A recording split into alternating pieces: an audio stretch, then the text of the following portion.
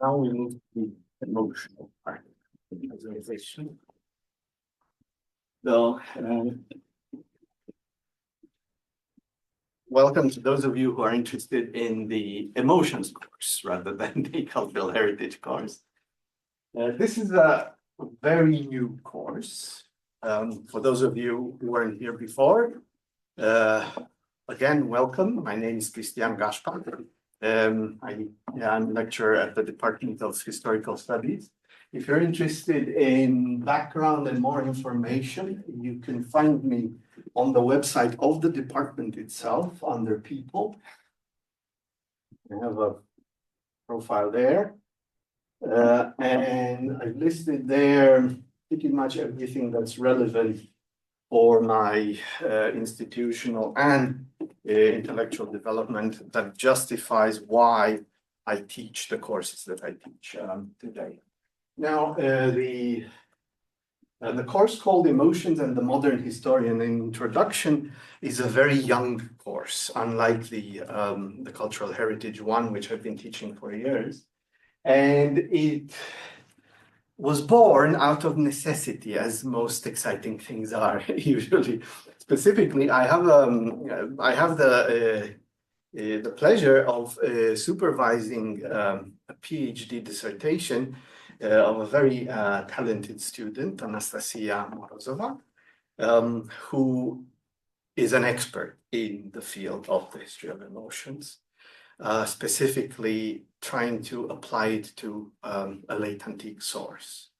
And when I accepted to become her supervisor, I knew very little about this specific field and this specific methodology of historical research.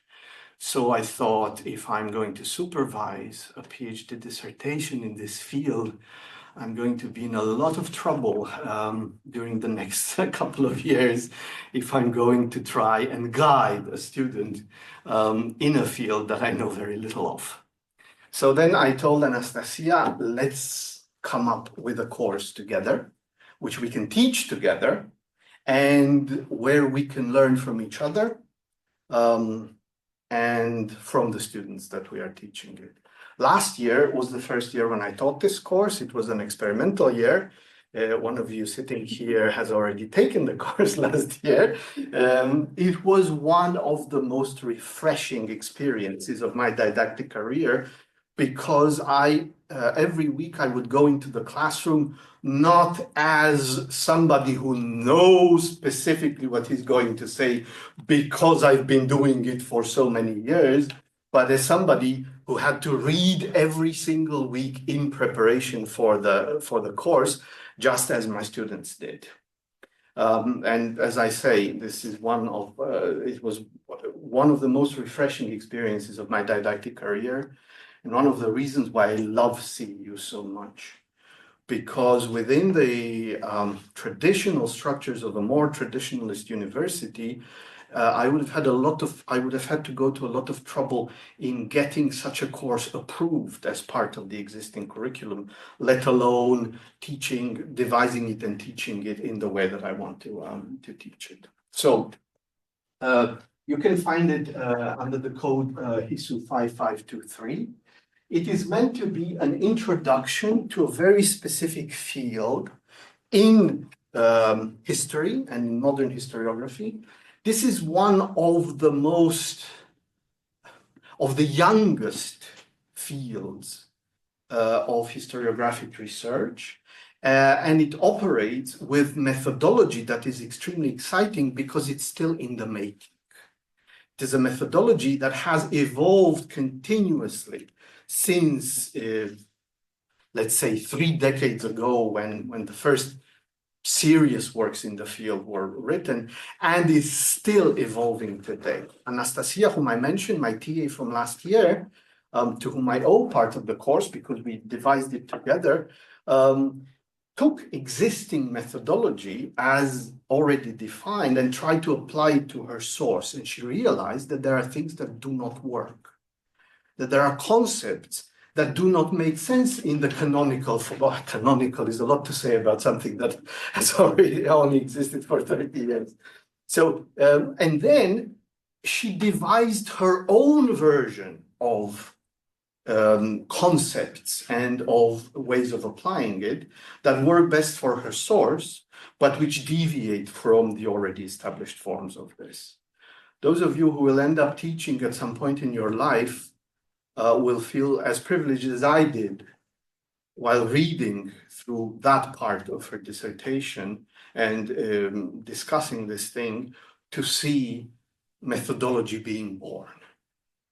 That's not something that we usually get to see unless we deal with such a new field. So the course is meant to offer the students who take it a basic introduction to the research tools and the history of this particular approach to history, which, if I were to boil it down to a very simple definition, tries to look at the way in which emotions are constructed, human emotions, I have to say this.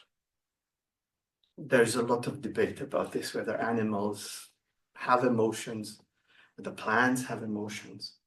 And we don't have answers at the moment, so this is something that will happen. So this deals strictly with human emotions. So an introduction to the way in which human emotions, the ways in which we use various representations of human emotions as historical sources. That is to say, not as objects of study for their own sake, but as tools that allow us to study the society and the specific context, historical and ideological context, that generated this kind of representations of emotions. Is this clear? Yeah, okay. So what we will look at is, for instance, what is love? And how many types of love there are. And how can we today use sources that talk about love or describe love in order to understand the mentalities, the social structures, the gender regimes, the linguistic regimes of the societies that created those depictions of love? Okay, that's the basic thing. More specifically, the course is divided into two halves. The first half is predominantly theoretical, and it offers an introduction to the main concepts of the field and the main methods used, with illustrations of how they are applied. Yeah? So we will discuss, we'll have a first session where we will look at why do we have a history of emotions, and when did we start caring about emotions as an object of historiographic investigation. This is what in older days used to be called a frivolous topic. Emotion, sexuality, gender, not stuff that serious historians deal with. By serious historians, you know, I'm referring to privileged, white, old men who have good wives who cook and clean for them so that they can have time to write dusty tomes of history. So we will start with the discussion of how the field was born and why it was born, some of the motivations for it. Then we will look at what emotion is and how we define it. And as you will see, that's a minefield because there are various ways of defining emotions. Then we will look at an item of technical vocabulary and of research methodology that is very specific to this field, emotives and emotional regimes. Then we will proceed with emotional communities, a discussion of the concept of emotional communities, emotional practices, And finally, towards the end of the semester, the most recent and the most sophisticated methodological concept produced in the field, emotional and or emotive scripts. This will be the theoretical part where we cover the basic terminology and the basic methodology of the field. And then in the second part, as I said, we look at what is love. We start with that one. We will discuss specific cases, specific emotions, and you'll have to forgive me, this is my own choice, mine and Anastasia's. We could have chosen others, but this is more focused on what we know better than other. We will look at love through a very peculiar story, that of a guy called Martin Guerre.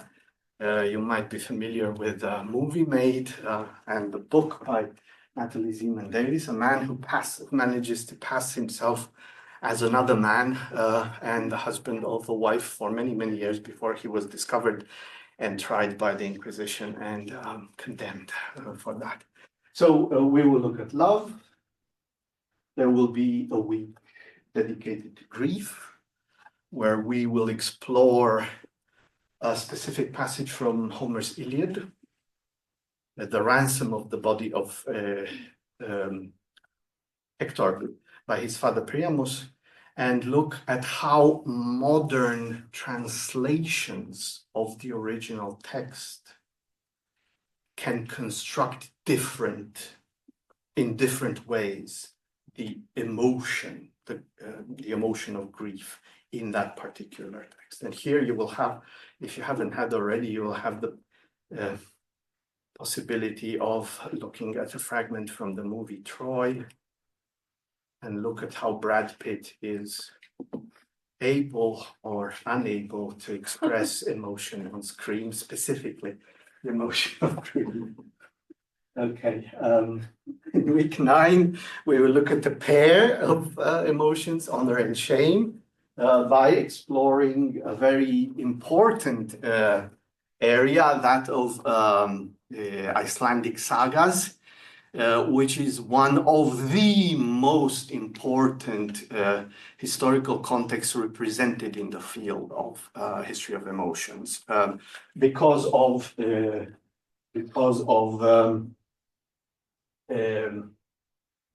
Sifri Ríkharðsdóttir, who is one of the main scholars in this field and who came up with a revolutionary understanding of some of the concepts involved. Then we will have a week on anger, specifically imperial anger, and how in the later Roman Empire, 2 versions of it could be constructed at the same time, a Christian one and a non-Christian one. And in week 11, we will look at another pair, pity and fear, and its application.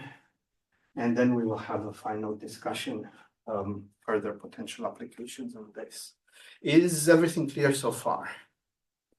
Okay, so what do I expect from you? Let me go to the official description so as to make sure that I'm not saying stupid things. Okay. So if you go to the study guide and look at the description for this course, you will see a very clear description of the assignment. The assessment will consist of 3 components.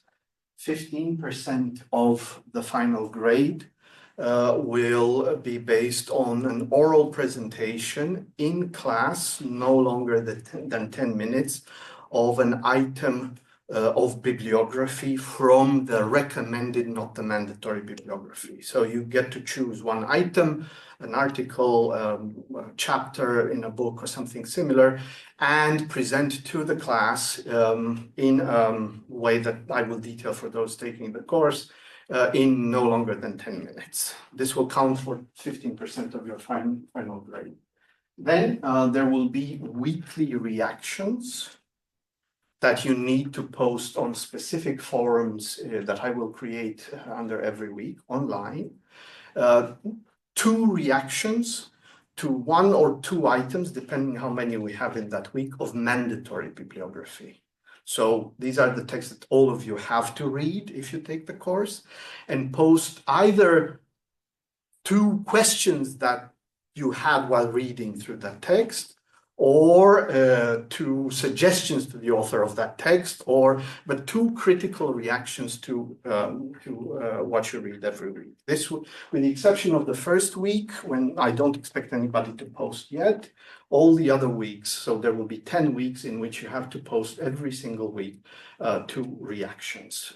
Taken together, these will amount to 45% of your final grade. And finally, the other 40% of the grade will be a final paper.